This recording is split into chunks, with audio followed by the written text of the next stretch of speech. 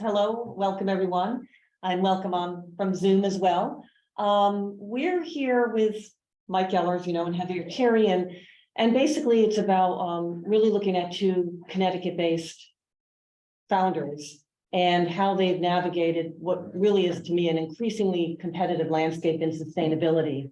And with that, they've developed, in my opinion, formidable brands. And we're going to basically learn about what they've done to navigate that landscape, in particular with food and retail. So we're going to hear about the supply chains. We're going to hear about the differences of their brand, again, in an increasingly crowded space that's not stopping. What some of their challenges have been, how they, through grit and determination, overcome those challenges, and talk about the trends in sustainability with food, because it's going to be an expanding space. So those are just a few of the touch points under this broader point of sustainability.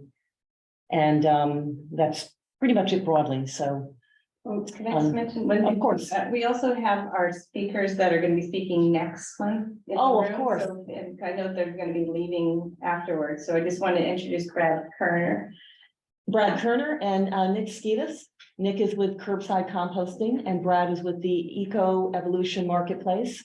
And both will be speaking within their spheres of influence broadly on the circular economy lifestyle.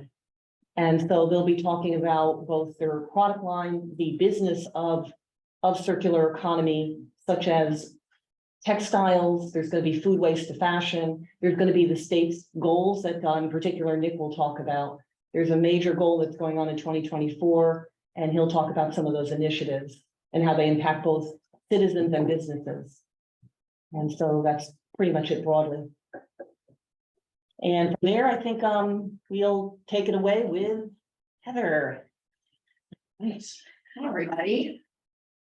Thank you for having me. And Mike. Mike and I have been friends for a really long time, and we were just laughing as Lisa was saying, like, the challenges and the grit, and like everyone thinks entrepreneurship is so easy. And then it's glamorous and you can sit at home in your pajamas all day. And Mike and I both know, I mean, for Mike, it has been a long road, and he'll share more of his story. But for me, it's been navigating consumer packaged goods, landscape, grocery, retail, distributors, and occasionally riding a donkey in the extreme remote countryside of Colombia. So my life has taken huge turns, as Carrie knows, because Carrie Devitt, who's in the room with Impact Growth Partners, helped us get our B Corp last year. It was a tremendous undertaking for a company like GoodSAM, who does the type of work that we do in the field. And without Carrie and her team, I'm not sure how we would have navigated that. So I just want to give her that shout out, because getting a company like GoodSAM B Corp certified and getting us the points that we deserved in that certification is extremely difficult. So if you're looking for that, she is the right lady to talk to. Let's see, how do we make this go? Okay. So when GoodSAM started in 2019, it started in November of 2019. I had been in the consumer goods landscape for over a decade. I had started a company called Nib More Chocolate. I had navigated the landscape with a beauty company. I had done some partnership work with Mike for about a year in the middle of all of that. And there were a couple of things for me as an entrepreneur that were really gnawing at me. And it was really these three statistics. Our global reality is thus: 42.2% of all American adults are now clinically obese. That's in America. 20% of our children and 13% of adults worldwide. We don't know where our food comes from or who grew it. We're extremely disconnected from the supply chain, not only in the US, but for commodities like cocoa, coffee, nuts, fruits in particular, a lot of things that don't grow here. And the planet is simultaneously on fire and flooding. As we all know, we open up Instagram, LinkedIn, the New York Times, the Washington Post. You cannot, in this day and age, especially in the last 5 to 10 years, open up a news media outlet and not see some weather event that is devastating for some part of the world. So the question I asked myself, having been in the food landscape for so long, is how can a food company help solve some of the world's biggest problems? So, I started small. Like, small question. But I really believe that food had the capacity to do that. I had spent a tremendous amount of time being exposed to supply chains, on a very, very small level in my early career and throughout, as Mike knows, because he watched me go through this evolution. And when I got to starting GoodSAM, I was able to get to a very remote part of Colombia. That's really where our ground zero started. And I realized that we could, in fact, create food that's good for you, good for farmers, and good for the planet. So we did that by first ending up in Colombia and understanding that we had direct access to farmers.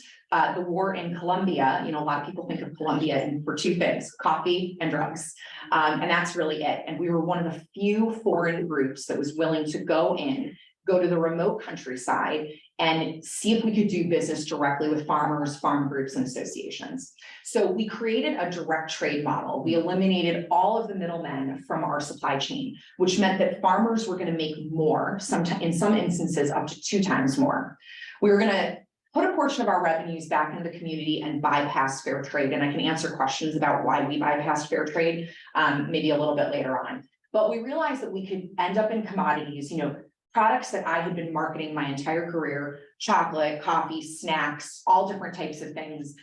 We could make them organic, we could make them non-GMO, we could hit those consumer-driven interest points and what they were seeking on the retail shelf, create that direct trade model, and completely invest in something called regenerative agriculture. Regenerative agriculture is about soil protection, and I won't go into all the nitty-gritty, but what you need to know about regenerative agriculture is that it is protecting, preserving, and growing soil systems. It sequesters carbon and nitrogen and is arguably one of the easiest ways to combat climate change from an agricultural perspective that we have available to us today.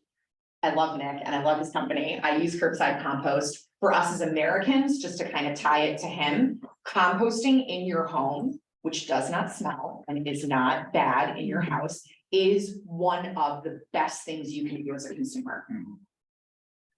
So what we created then was what we called the conscious pantry, and it was really linked to this idea of regenerative agriculture. So if you think of most companies in the United States, they're selling one thing.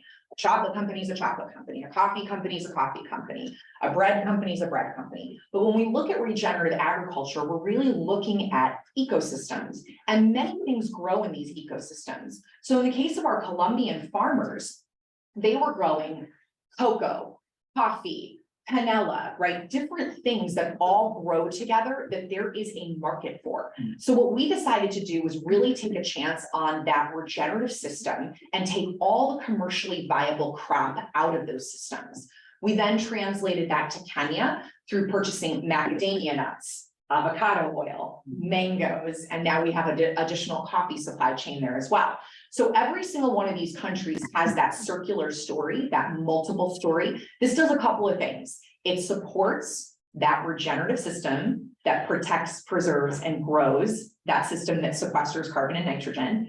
It also provides a year-round stream of income for farmers. And that is very important. If you think of the farming system in the United States, and Mike is sure to touch on this, we have a monocrop problem. We have a one crop system problem that is going to be really ecologically a disaster for us in the next 10 to 20 years. So companies like GoodSAM, what we're doing is saying, no, we're not just going to take that one thing. We're going to take multiple things. We're going to strengthen that system and we're going to prove out that business model. So we generate wellness from start to finish, along with the delicious experience that honor their origins in order for communities and ecosystems to flourish. Through food, we care. Let's see if this link works. We can't actually contribute to that system. So we are very much a for-profit organization. And we also don't want the farmers to feel like this is charity. It's really important. I think what GoodSAM has done very, very well is that we flip the narrative on this idea of handout. And we've given the farmers really great pride in the work that they're doing. And you can see the quote that I have there: without sales, we can have no impact. Monies contributed to our farm team / partners to grow and strengthen their crops and communities is money earned and money that they can take great pride in, right? They earn every single penny that comes back to them from us. This is just I love showing this slide to people just so they understand our business model. As you can see, for most CPG companies in the United States, those consumer goods companies, lots of broker, middleman, broker, middleman, broker. What this does is it pushes down the farmer. The place where that money comes from is the producer, right? Often, and we as brands in the United States don't often think about where that money comes from when something is so cheap on the shelf. When you purchase something in the United States that seems very inexpensive, that comes from a foreign market like cocoa, coffee, nuts, fruits, if it seems too good to be true from a financial perspective, as you're buying it off the shelf, it is. Someone is suffering for that product.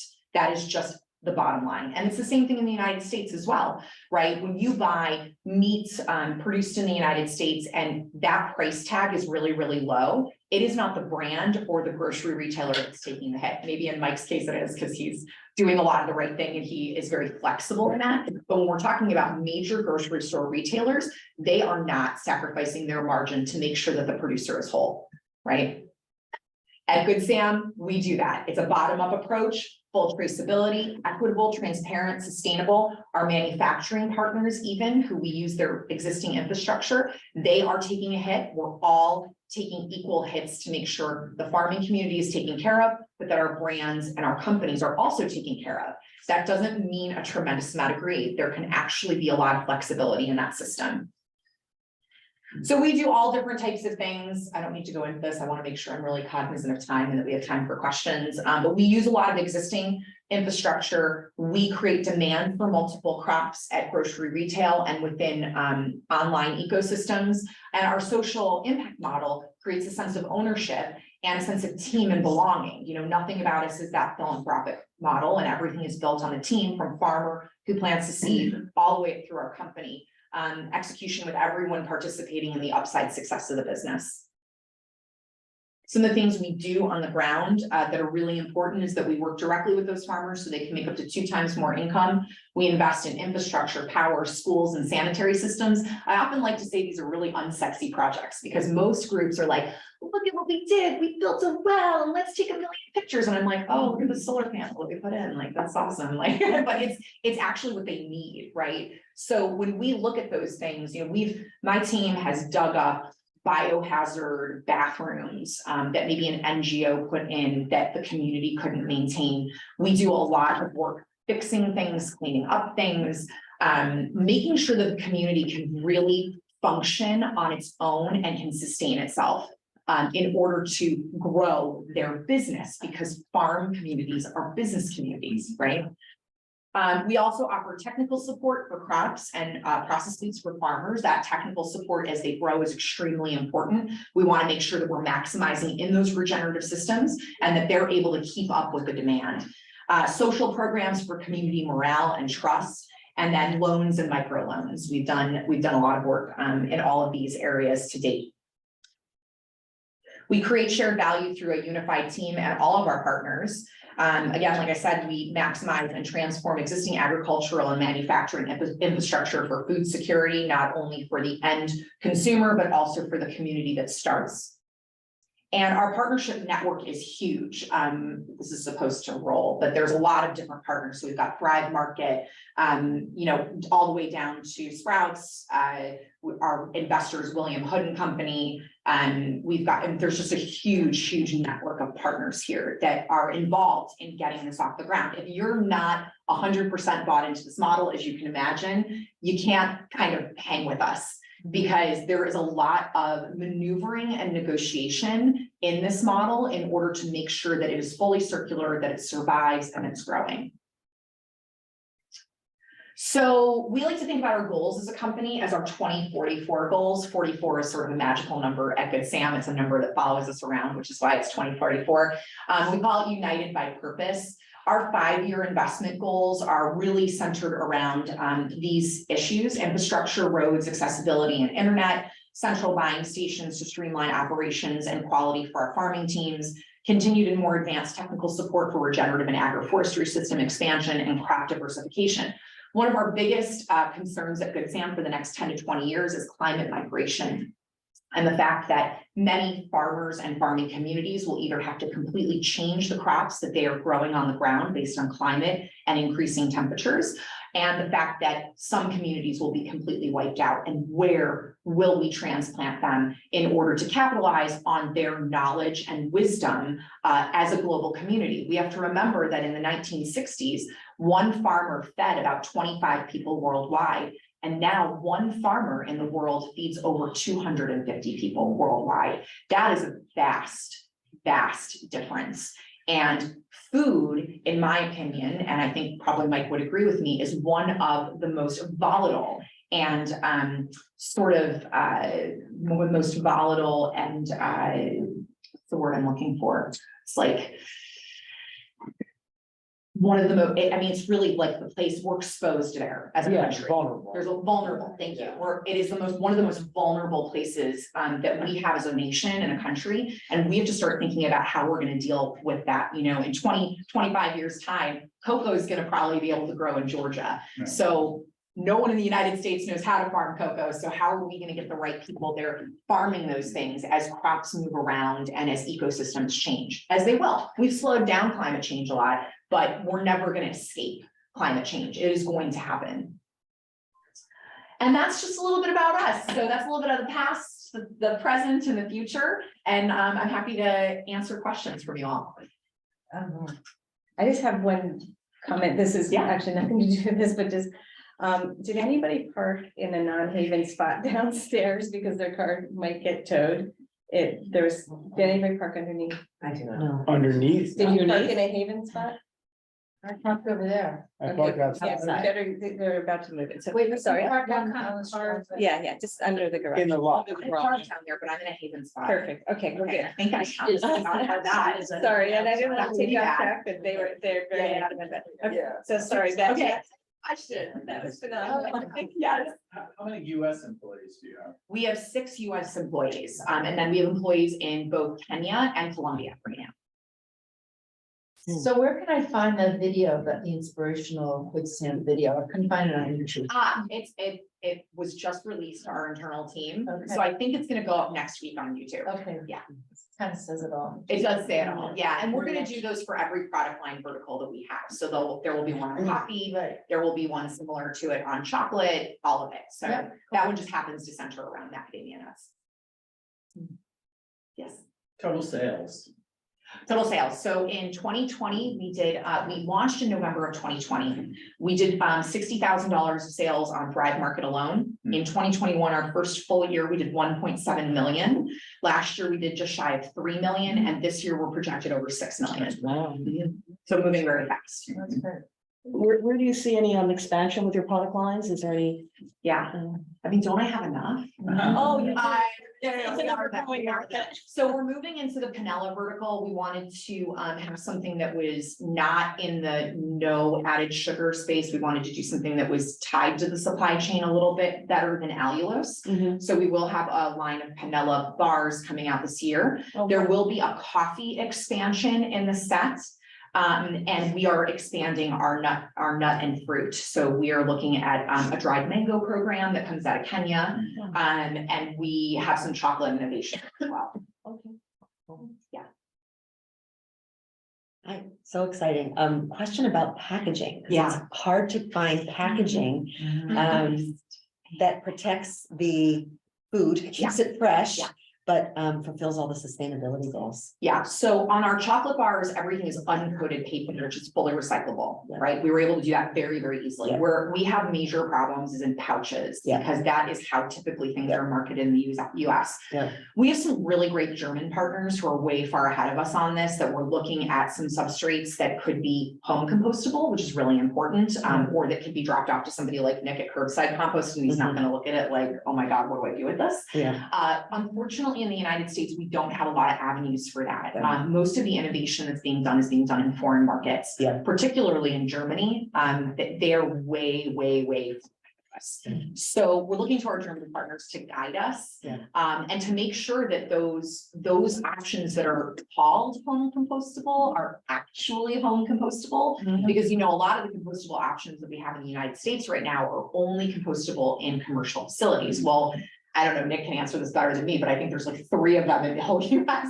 So it's really hard to get those Yeah. compostable products to the correct facility, right? I don't know, maybe you want to just say something really quick on that. Yeah, I mean, it's a bit of, it's a whole challenging situation. Lots of composting sites also don't want, like, that's kind of what we're seeing like across the market. So yeah, we actually are lucky in terms of this market here in Connecticut. We have an outlet for basically compostable items. Yeah. So we can bring them there. So, but that is, you know, it can be challenging. I'll put it that way. It's not like it's not gonna happen. It can't happen at all. I think there are solutions, but yeah, we just gotta think about that. That's kind of the challenge, again, with the compostables, like getting it to the actual composting site that will accept it. So that's kind of where we kind of come in and we can direct material, different types of material, including compostable material, to essentially processing sites. Because yeah, a lot of this stuff, I'll be frank, the home composting stuff, even if it says home composting, it probably will compost better like at a commercial composting site, even if it says home composting, and if it's this kind of, if it's not like a, you know, banana peel. We are seeing some substrates that are single substrate. So what Nick's really talking about is like substrates that are like 3 or 4 pieces of material that are glued together essentially, and it's really hard for that to break down in a home compost facility. We're seeing some single substrate that are interesting, how well they're protecting an actual product. You know, part of our issue as consumer goods companies is that we want shelf life. Yeah. And so that's really important. So kind of being in that balance is really tough, but look, it's at the top of our minds. I know it's at the top of a lot of our, you know, the people who are in the coalition with us and who, you know, we're looking at this all day, every day. Yeah, I was hoping to have a solution, so keep sharing once you find out. We're moving very quickly, Short. Like I said, I think the German, a lot of German, you know, we're working with 2 German companies in particular. They're very far ahead of us on this. You know, we'll see how flexible, it also comes down to like manufacturing flexibility, like doing lower volumes, doing, you know, things like that in order to preserve the shelf life of the product. Yeah. There's some questions online. great. So Kathy Blood asked, what kind of repurchase rate are you looking at versus one time? Oh, I mean, we're in national distribution. So we distribute with KeHE, UNFI. We're constantly replenishing. Thrive Market, same thing. Amazon. I mean, we're doing a lot of business on Amazon, for better or worse. So yeah, repurchase has been very, very strong for us, obviously. And then moving into retail, you know, we've been very encouraged with the early numbers. We just broke into retail in November of 2022. So we don't have a ton of data, but the orders are going up and they're weekly. And so I think that's a good sign. I think that's where we land on that. So as long as it's growing, we feel good about it. Yeah. And then Siraj asks, I don't know if you understand something. Do you consider corporate consumerism in your model? Define what he's saying about corporate consumerism. Like Meaning that consumers are consuming too much, or like actual, I don't know, maybe corporation. Yeah, I don't know. If you can clarify, I can answer that question. Anybody else? I actually have one more, because you've got impressive numbers with your sales, and now I think it's 3 million due for this year. Do you have, 6 million, I'm sorry. So with the loyalty, do you have tracking like 50% are coming back to GoodSAM's, or is there an increasing amount of, with the multiplier of your product line, more people are buying more GoodSAM type products? I started with coffee, but now I'm doing chocolate and that kind of thing, because you have kind of like a lovely selection. So Yeah, the GoodSAM's brand living on. We do notice correlations in places like Thrive and Amazon in particular, where people, you know, will buy a macadamia nut on Amazon and then flip over to the coffee category and vice, you know, in that matrix. From a retail perspective, I mean, we are prohibited because of privacy laws online to get a lot of that information. It's very basic general information, but we do know that it's happening. As retail sales increase and we are with retailers who have shopper basket data, we'll know more about that. But it's challenging for a brand to get that information, right? Because a lot of consumers are now really protected by privacy laws. So we get what we can, and we do know that we're getting repeats. We do know that we're getting high loyalty rate for sure. Yeah, of course. That's great. Great. Yeah. Thank you, guys. Good morning. Hey. I am Mike from Mike's Rigging. Very nice to be here today. Chat with you all about what we're doing. My good friend Heather, who I haven't seen for a little while, is obviously a very tough act to follow. But, you know, we've had, it's funny, as I sat here and listened to her speak and her journey and what she's doing, there's so many parallels between what we are doing. Hers, a lot of it is in other countries, ours really primarily is domestic, but there's so many similarities, right? In our food, where it comes from, transparency, authenticity, connection, all the things we lost in our food system. So for me, I usually start these presentations with kind of how I got to where I am today, which is usually a little more impressive because myself, when I went to Africa for 3 months, I'm not following someone who's been in Ghana and Kenya and Colombia and everywhere else. But this is really where the story for Mike's Organic kind of began. So I grew up in town, I grew up in Greenwich, Connecticut, and lifelong outdoorsman, fisherman, gardener, cook, very closely connected to my food, where it came from, grew things, caught things, cooked things, ate things, all that. Took a very different path earlier in my career. I ran a hip hop studio in Atlanta for about 2 years, recorded Snoop Dogg and other artists. I then started my own event business. I did big celebrity events. The first event I did was the NBA All-Star Game after party at the Playboy Mansion in 2004. Shaquille O'Neal hosted it. It was pretty cool. My friends had the best night of their lives. I worked the entire time. I did not. But from there, it was there, media buying, copywriting, advertising, all these different things that I enjoyed. I feel like I was good at, but nothing I ever felt passionate about. So when I was 28 years old, I quit and I moved to Kalahari Desert in Botswana. And I did that. I'd been to Africa previously, and I really needed to, even at looking back on it now at a very young age, needed to disconnect from, you know, this kind of machine that I was a part of, right? Sitting under fluorescent lights all day and, you know, NDAs and non-competes and everything else. So I went to Africa. I went to the Kalahari, and I got there and I went to myself and 3 Zimbabwean guys. We were out building a photographic safari camp out in the Kalahari. And I went to a supermarket in Mound, Botswana called Stewards. And Mound had about 150,000 people at the time. They had just paved the roads, maybe within 5 or 10 years of my first visit. And I went to the supermarket, and I remember the eggs weren't refrigerated.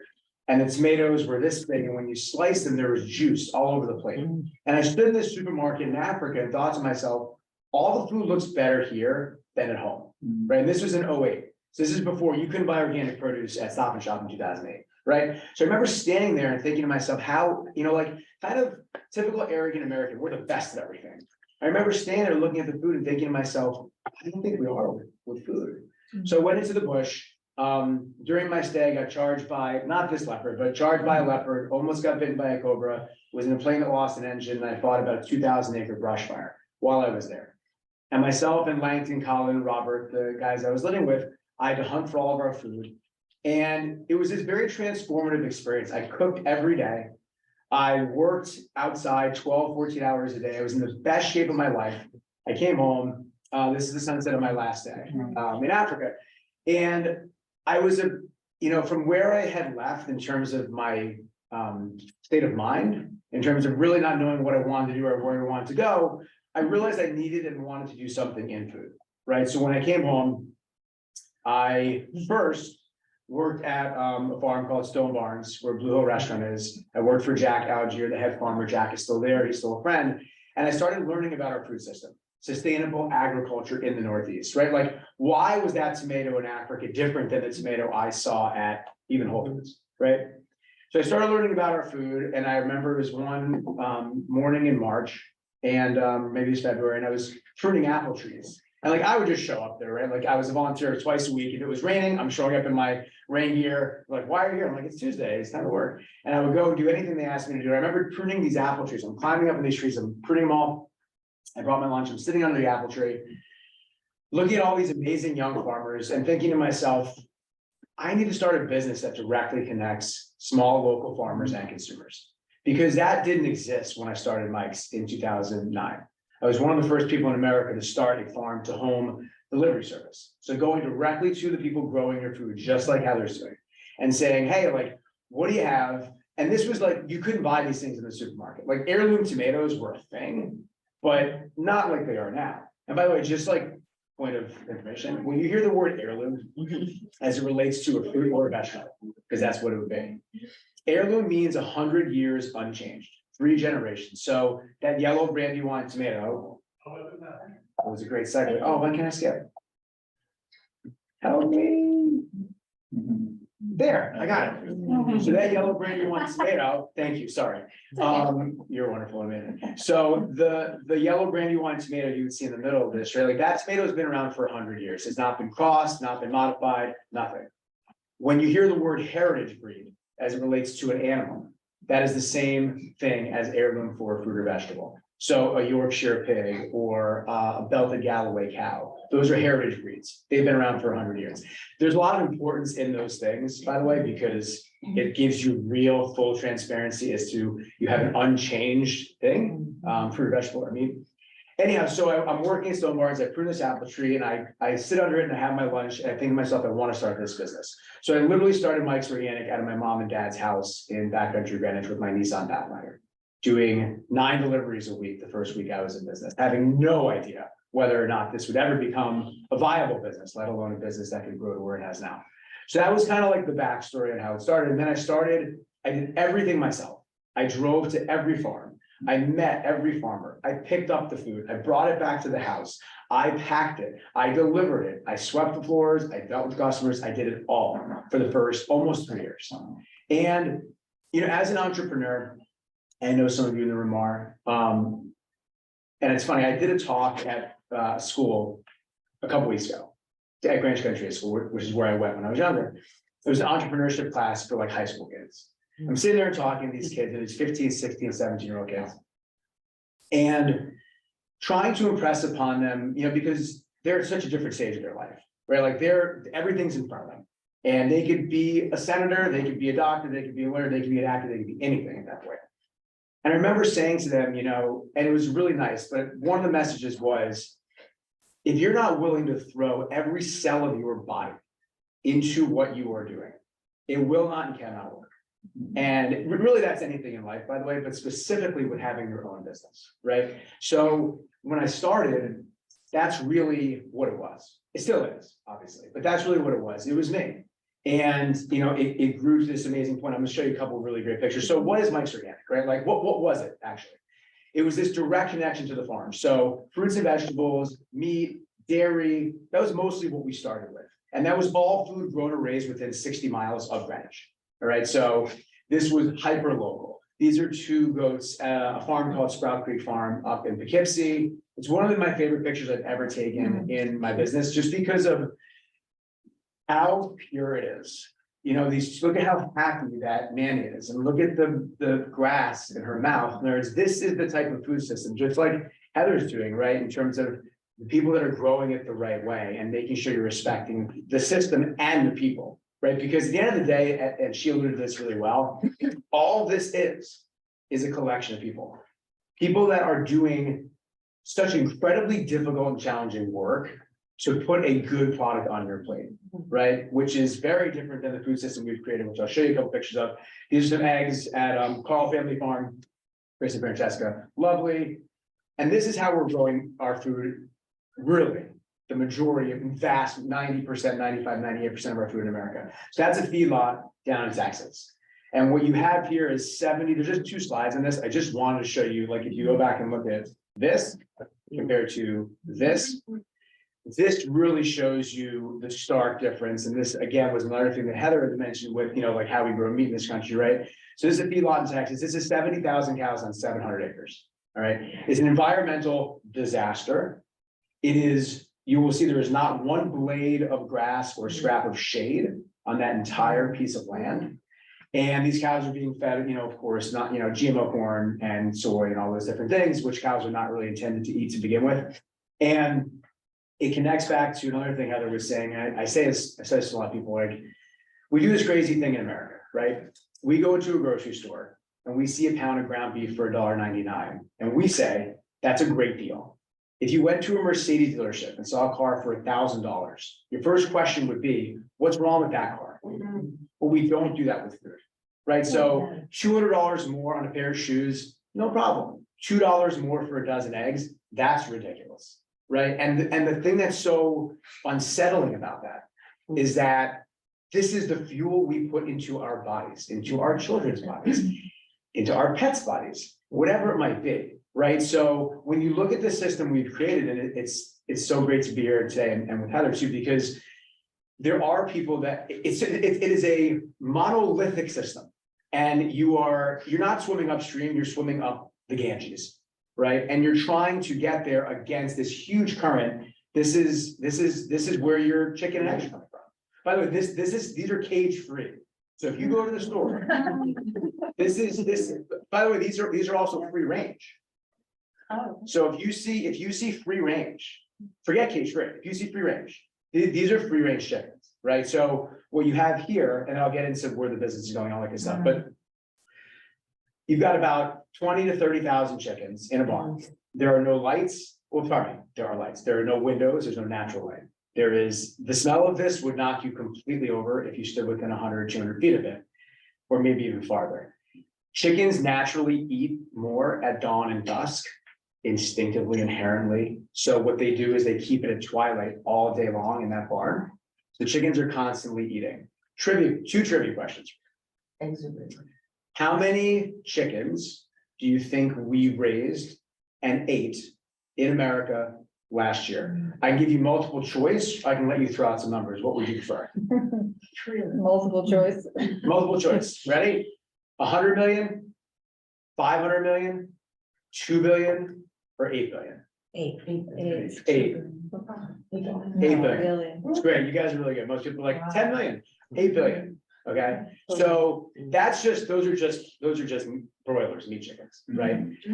And the second one I'll give you is, I'll just tell you, the average age of that chicken you're eating, right, is 28 days. So from the time it's a chick until the time it's a 5-pound chicken is 28 days.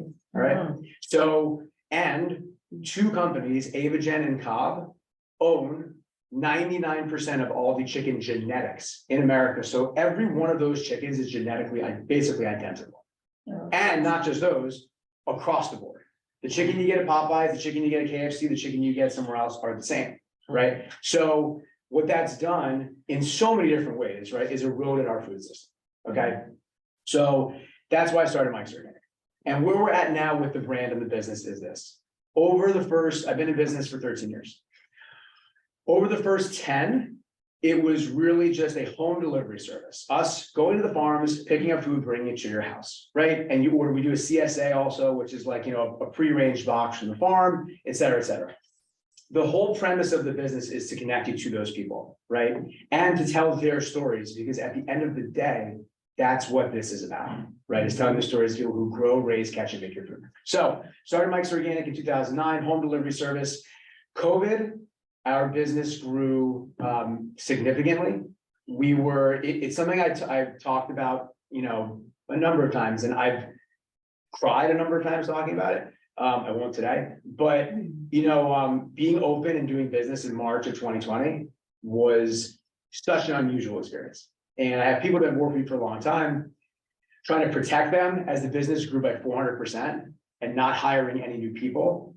And, thinking I was gonna get sick and die kind of at that time, because that was what was out there, was really unusual. One of the things I've talked about before is that was really tough. And listen, in the scheme of life, it's not, but usually as an entrepreneur, like let's say for Heather, right, her business is growing, right? And that's challenging and difficult, and it can be scary, but you also get to enjoy it, right? Because look how well we're doing. Yeah.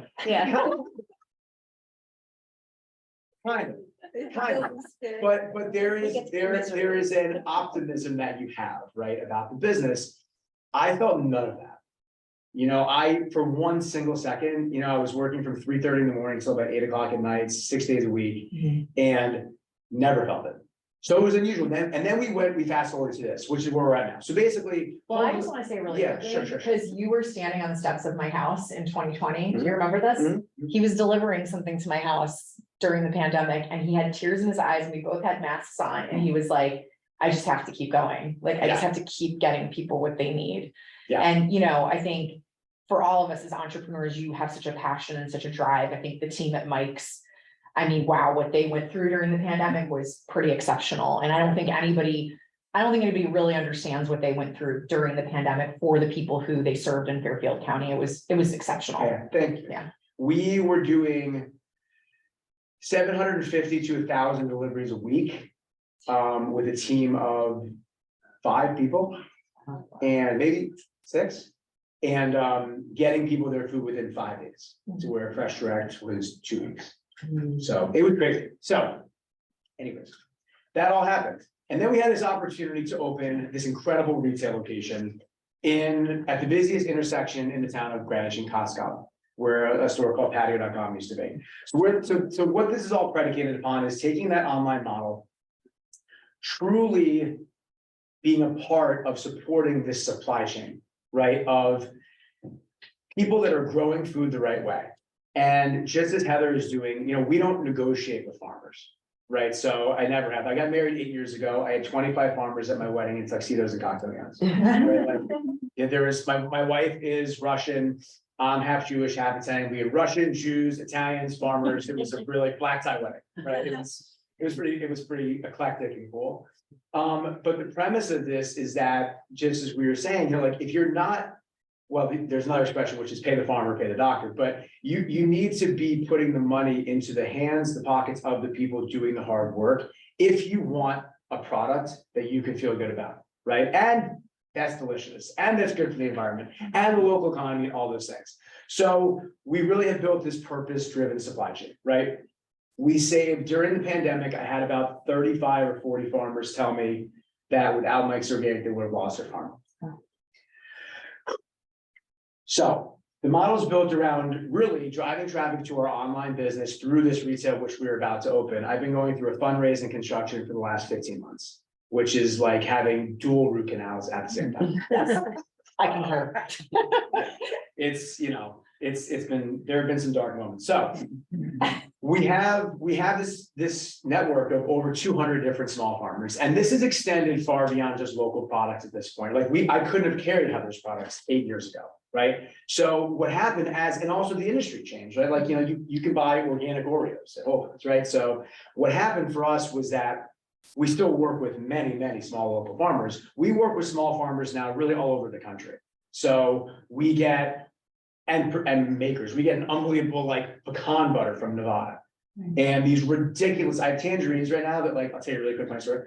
So I was with my son the other day, and there's this tangerine, it's called a TDE, something for time too, I'll, just make sure I don't go over it. But there's this tangerine called the TDE tangerine, Tango Dixie Encore. It's a cross of 3 kinds. It is the best, pardon my language, fucking piece of fruit you'll ever put in your mouth. So I eat this tangerine, and my son, he's 6 years old, he's sitting on the couch. I say, Nathan, you have to try this. And I put the tangerine into his hand, he puts it in his mouth, and he doesn't look up, and he just goes, holy shit. It's like, that's the appropriate response. It's so good. So the reason for that, right, is that our food has changed so much in our lifetimes in this country. And there are people doing these great things to grow food. Every week I've been in business, I've heard one of 2 things. If it's someone from another country, they have said, this tastes like it used to back home. And if it's a person over 50, they have said, this tastes like it used to when I was a kid. There's a reason for that. Oh, yeah. Our food is so dramatically different than it used to be 20 years ago, certainly 40 years ago. So it's about supporting all these different farmers. The grocery industry basically has been the same for 100 years, since Michael Cullen opened the first grocery store, King Cullen, and the premise was pile it high, sell it well. That's what it is. I've been doing a ton of research on grocery stores. I went into a local one in Old Greenwich, and I'm standing in the olive oil section. It's not a big store, right? It's a grocery store, but small. How many facings of olive oil do you think that this, if the store is King's, like I said, it's not that big. How many if facing is like one spot on the shelf, how many facings of olive oil do you think King's? I'm fine. How are you, sir? 50. Yeah. Wow. 91. Even more in Whole Foods, probably 250 in Whole Foods. So here's the thing. Who is that? I'm a consumer and I walk into that grocery store, and there's 91 different olive oils. In Maine. How am I getting my purchase? Price, label, that's about it. If I don't know the brand previously, right? So the thing about that industry, I went to the same store, they had all these Goya canned beans, right? And there were a few organic, mostly the same. 17 facings of dark red kidney beans. Why? Because you need to fill that store.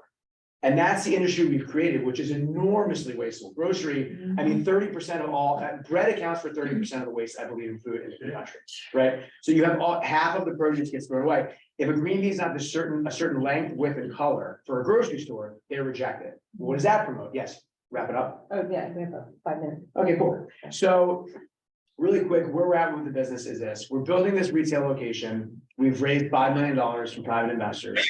We are very close to opening the store. That store is going to be a driver for the entire business, which is an online home delivery business we still have, and a commercial kitchen we purchased in Stamford in a different location for fair foods and unbelievable events at the store. My background is kind of coming to play. It's really expanding upon and growing the supply chain that we have, making an impact through a number of different things that we do, whether it's give back or supporting small farmers or being sustainable or other things that we do with the brand on a weekly basis, and creating a really unusual experience for farmers, for consumers rather, and farmers.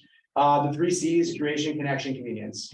Those are the big things that we really, making sure there's a reason why the olive oil is on the shelf, that there's a connection to the person that made the oil or grew the olives, and that you are making it convenient, whether it's an at-home delivery, an in-store purchase, or an event at your house, right? It's kind of an omni-channel distribution, which is nowadays really important to be able to surround the customer in a positive way. We're like, I can get it to my door, I can go in and see, go in and get it at the store, I can do an awesome, I can go to sheep shearing, which we've done 8 of. Heather's been to some of those, so really creating an experience around food and directly connecting people to it. I kind of touched on this a little bit, raise, open, reinvest, and then, open more stores in the Fairfield and Westchester County areas to start. Here. Yeah, yeah. It's Alicia's got a location for you. I'll be there. Okay. And then to continue to grow the brand, right? And the idea with all of this being that, just as Heather, we're not a nonprofit, right? We are a for-profit business, but I said this to the kids, right? Like, you can be a good business that does good. And especially in this day and age, and what you're seeing in the world is that it doesn't have to be that you're screwing the farmer and making as much money as possible. It can be that you're part of a system, not tapping into a system where it fits you the best, right? Where it serves your purposes the best. Really quick, this is the old building. So this is, I have like 2 minutes, right? 2 minutes? Great. So this building is at the corner of the busiest intersection in the town of Greenwich, right? As a kid, so does the shape of that building look like any chain restaurant that you know? It was an IHOP. Okay, so I moved to Greenwich, my parents moved to Greenwich, we bought a weekend home in 1982. In 1984, I had pancakes with my dad in that building. Okay? I was 4, okay? It then became a place called patio.com, which was essentially like a yard sale where you could buy lawn furniture, but we have 46 parking spots.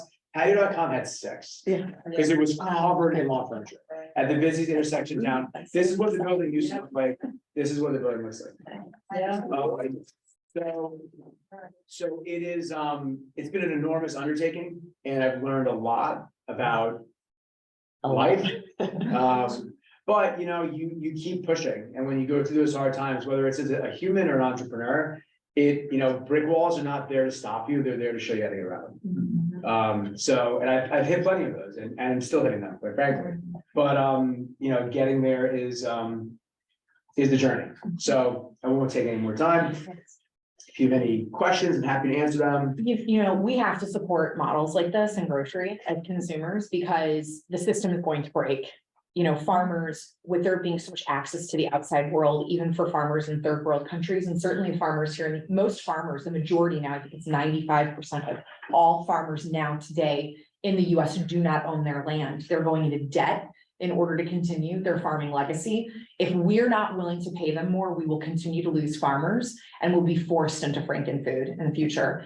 And it's something that we as consumers have to have a big reckoning with ourselves of what is it that we want to see on the shelf and what is it that we want to put in our bodies. And so these models really, really have to be supported in the US. It is. There's a great statistic. I'm going to screw it up a little, but you can look it up, which is basically in 1900, 70% of Americans lived on or near a farm. Now it's like 3% of Americans, but we're creating 5 times as much food. Right, so it's become monocropping, which Heather mentioned, which you don't know what it is. Monocropping is just growing one thing.